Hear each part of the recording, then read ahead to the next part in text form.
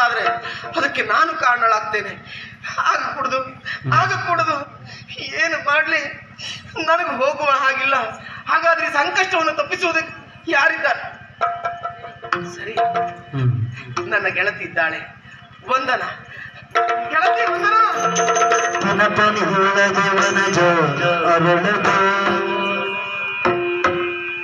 ಸಾರಿನ ಜೀವನ ಸೂತ್ರ ಇದೇ ಇದೆ, ಶುಭ ನಕ್ಷತ್ರ ಇದೇ ಇದೆ.